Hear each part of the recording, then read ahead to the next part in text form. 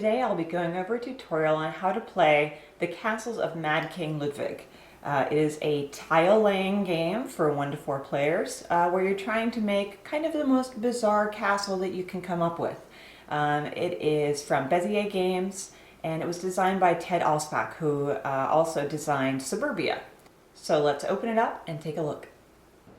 This is the main game board, and this is how you would set it up for a 3-player game. It comes in 4 pieces, this piece, these 2, and this one. These pieces of the board you always use. This piece can flip over. If you're playing with 4 players, you would use the other side, which looks like this. And if you're playing with 2 or 3 players, or 1 player for the solo variant, you would use this side. I'm not going to go over the solo rules for this tutorial. You'll have a large stack of what's called King's Favor tiles that look like this. You shuffle them up and then you place 3 of them out on these spaces for a 3-player game. For a 2-player game, you would only place 2 of them out. And for a 4-player game, you'd be placing 4 of them out. These give you additional goals during the game that will give you bonus points at the end based on who has the most of that particular type. For instance, this would give you points if you have the most utility rooms in your castle. This would give you points if you have the most square rooms in your castle. And this would give you points if you have the most small rooms in your castle. Small rooms are located on this side of the board, and large rooms are on this side of the board. And the bonus points are going to be available for who has the first most, the second most, and the third most. You'll have a stack of 50 room cards.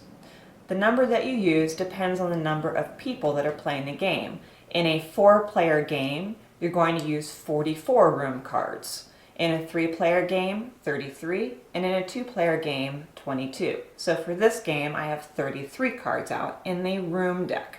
You're also going to have a stack of bonus cards. Every player starts with 3 bonus cards that they keep secret, and that will give them a bonus at the end of the game if they can complete them, or if they just achieve what's on the card. For instance, this bonus card would give you 3 points for each of your sleep rooms that you have in your castle. Depending on the number of players, it will affect the number of room tiles that you put out. For a 4-player game, you put out all of the room tiles. For a 3-player game, you're going to take out 1 from each of the large stacks and 2 from each of the small stacks. For a 2-player game, you would take out 2 from each of the large stacks and 4 from each of the small stacks. It will also affect the number of stairs and hallways that you put out, which are these little guys that are up here. And the flip side of hallways are downstairs hallways. There are 8 different types of rooms. There are activity rooms, outdoor rooms, food rooms, utility rooms, corridors, living rooms, sleep rooms, and downstairs rooms. Each of these has its own symbol that will appear on the tile that you lay down. On the back of each of these tiles, you can see the possibility of what may be underneath. For instance, the 250 tiles may be activity rooms, outdoor rooms, or downstairs rooms. They can't be anything else.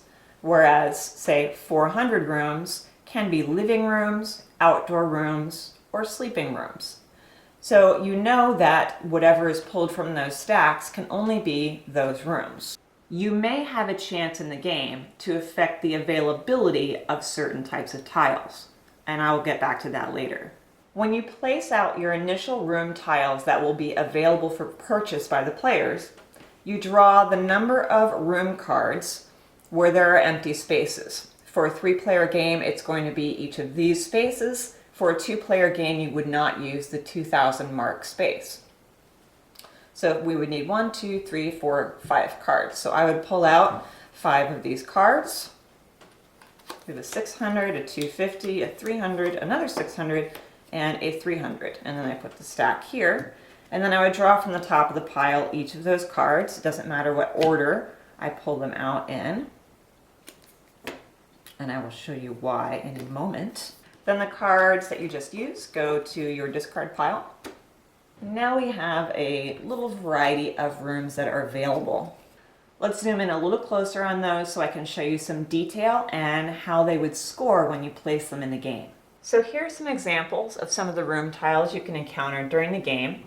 The type of tile that it is located in the lower left-hand corner. This is an activity room, this is a living room, this is a sleeping room, and this is a food room. It's also indicated by color. Yellow is food, blue is sleep, and so forth. In the top left-hand corner, you'll see a number with a castle, and that is the number that you will score as soon as you place the tile in your castle. Here, this is 4, there's a 1, a 3, and a 1. Most rooms will also have a bonus scoring section in the middle. Some of them don't. Some of the smaller rooms just have points for placing them down. But these rooms all have bonuses. In this case, you can see there's a little wall with a hole in it. What this means is you would get 3 points for every utility room that this room is connected to by an open space. If it was just adjacent to it like this with no opening, it wouldn't count. It would have to be next to it with an open space. Here, you would get 2 points for every food room it's connected to. So I could place this food room next to this sleeping room and get 2 bonus points. And that would continue throughout the game. Anytime you added a food room next to this one, you would get another 2 points. In this case, you get 4 points for every sleeping room that is adjacent to this room. So just like I showed with the food room, you could say rotate this room and place it here and get another 4 points for having this room next to a sleeping room. And you can rotate the pieces any way you want. They can look as strange as they need to in order to serve your purpose as long as they connect. This would not be legal because these openings don't connect, but I could turn this piece this way and then those 2 openings would connect. So whenever you're placing a tile, the opening must connect to another opening. However, if it has another doorway somewhere in the room that gets blocked off, or the tile that's already placed gets blocked off somehow with an opening, that is still a legal move. Because this is the castles of the Mad King, so there may be doorways that go nowhere. Activity rooms tend to be slightly different. Usually they are going to give you negative points instead of positive points, because usually activity rooms are associated with noise, so you'd want to keep them away from other types of rooms. In this case, you can see there is a brick wall here. There's no opening in it, which means that if it's adjacent at all, wall touching wall, to a downstairs room, a living room, or a sleeping room, then you would get negative points. And anytime any other room was placed there, that would cause the same problem. For instance, this would be negative 2 points because it's touching the walls of a sleeping quarter and of a living room space. And for reference, the size of the room is also indicated in the top right-hand corner. At the beginning of the game, everyone is given a foyer of their color, which has 3 openings on it, and you can place it any way that you want. Each player will also get a marker of their color to track their points during the game. And you get 15,000 marks, usually given out as 2 5,000s and 5 1,000s. Everyone is also given 3 bonus cards at random, which they'll keep secret to themselves during the game, so no one else can see what secret bonuses they may be trying to get. But they look like this. For instance, this would be 2 points for each of your downstairs rooms at the end of the game. This would be 3 points for each of your 400 rooms, and 1 point for each of your square rooms. Now in this case, you can see there is a King's Favor tile that gives you a bonus for square rooms, plus this player has a bonus tile for square rooms. So they might be trying to go for that because it would give them points here as well as giving them points on their card. So we'll see a little bit of how this plays. In order to get downstairs rooms, you must first build stairs. The light end you would place against an upstairs room, and the dark end would be placed by a downstairs room. and they count as corridor rooms because they have a little mark on them that is a line which indicates a corridor room. Foyers also count as corridor rooms, so do hallways, and there are certain other rooms, like the 350s, that can be corridor rooms. So at the beginning of the game, you have to choose someone to be the master builder. So let's say we choose Green to be the master builder. He'll then put his marker on the 0 of the point track.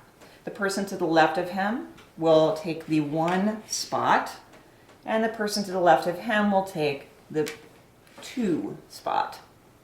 Okay, so now the master builder can choose to rearrange these rooms in any way they like. The number that the tile is placed under indicates how much it will cost. For instance, this food room would cost 6,000 marks. So he might be trying to think, okay, who's going to buy what? I don't really know yet. It's early in the game. We know people get bonuses for these things at the end of the game. He's got his secret bonus cards that he's trying to work with.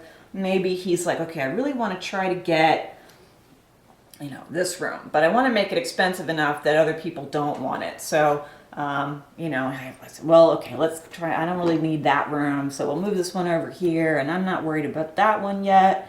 This one maybe I want to get later, so we'll move this up here. So whatever he thinks makes sense, he gets to move them around, and then the second player gets to go first in the purchasing of tiles.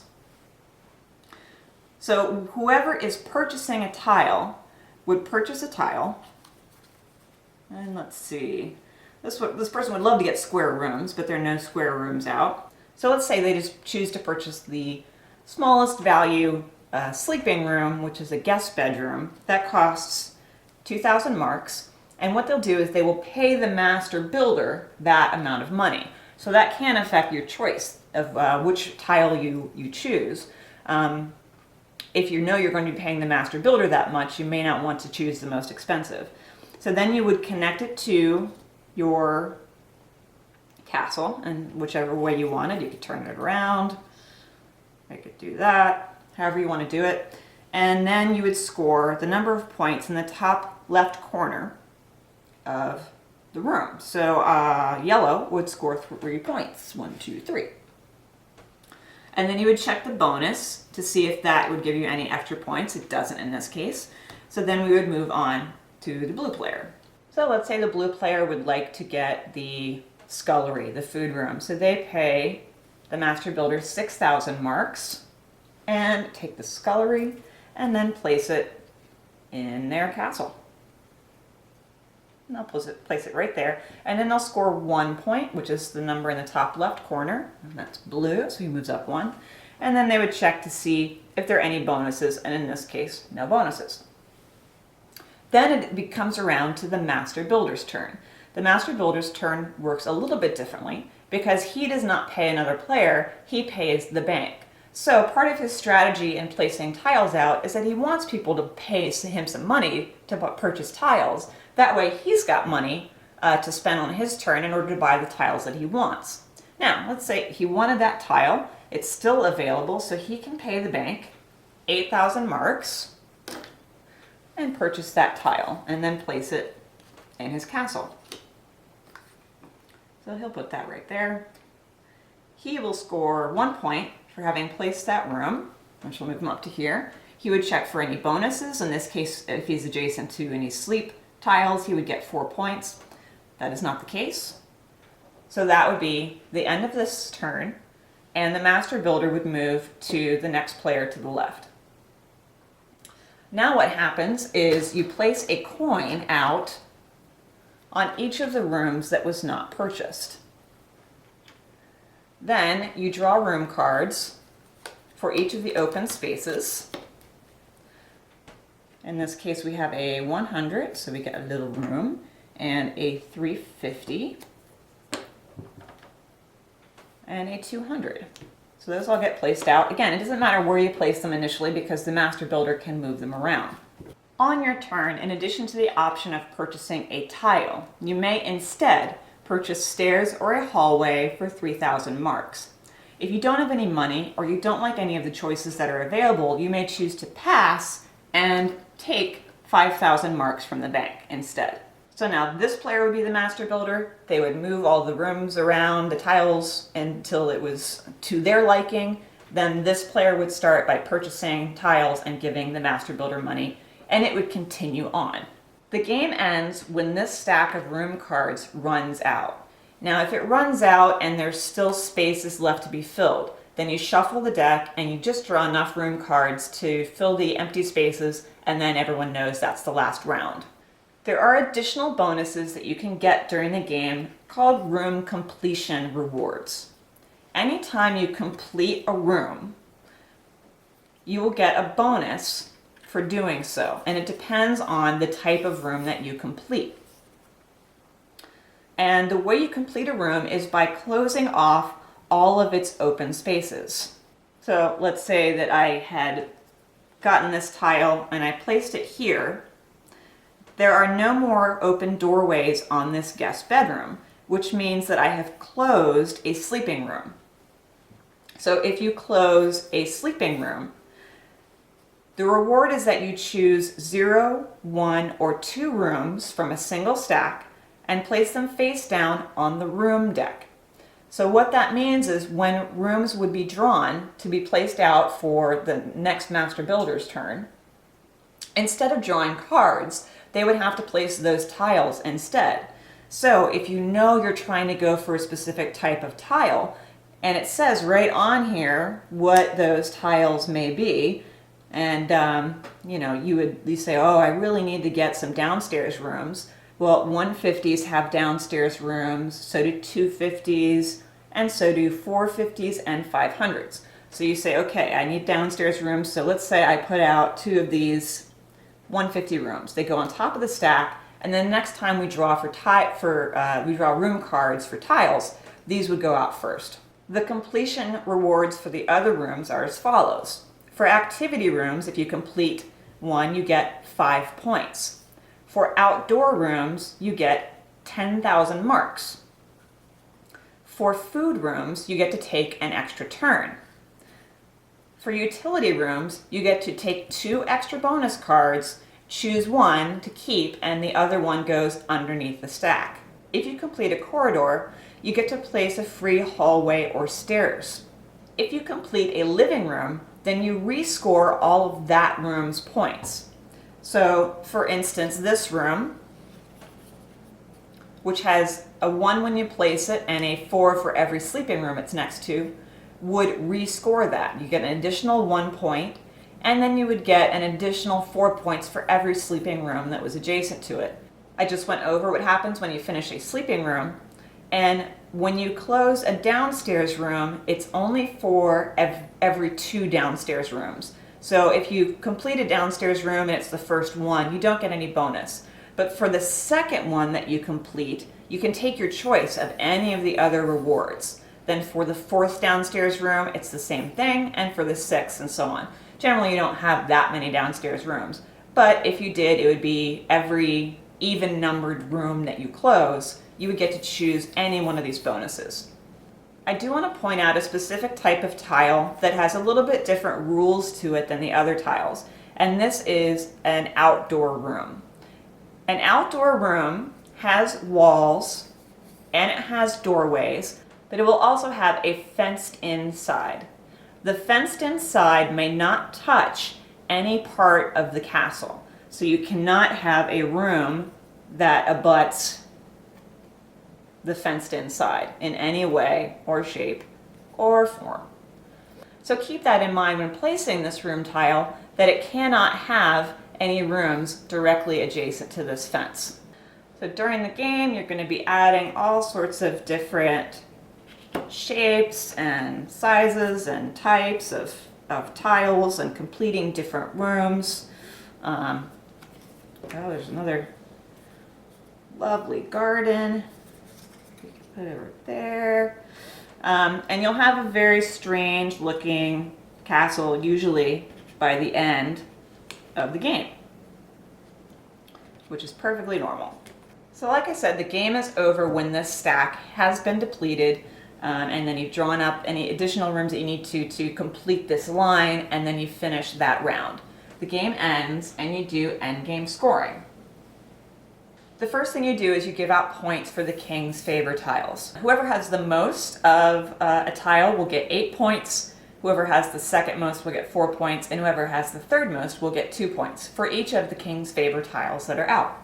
You will also get bonus points if you have rooms from a stack of tiles that has been depleted. You would get 2 points per room. So for instance, in this castle, I have one room that is a 300, and the stack of 300s is empty. So I would get 2 points for having that room. Even if, say, there was a 300 down here, doesn't matter. You still score the ones up here if this stack is empty. Then, starting with the current master builder, you would show your bonus tiles and score them appropriately depending on which bonus tiles you have. And you'll also receive 1 point for each 10,000 marks you have. And it's a very small amount, so it's generally almost always worth spending the marks instead of saving them for the sake of 1 point. Unless, I know this player has a bonus card that gives him 1 point for every 5,000, so he would be able to do both. If, for instance, if he had 15,000 marks at the end of the game, he would get 1 point for having 10,000, and then he would get another point for each of the 5,000s, which would give him 4 points. And it's possible that on that last turn of the game, maybe that's the most points that he could get from that turn, especially if he passes and can take another 5,000. And then the player with the most points wins. If there is a tie, like there was in the last game that I played, then you count up the square footage, or square meters, I suppose in this case, of your castle. And you can either do that using the little numbers that are on each of the tiles, or you can flip over your tiles so you can see the numbers better. Foyers are 125, stairs are 75, and halls are 150. So you would count up all of these tiles if there's a tie, and whoever has the largest castle would win. So that is how you play Castles of Mad King Ludwig. It's a lot of fun, highly recommend it, especially if you like building weird looking things. Thanks for visiting the Dragon Table. I will see you next time.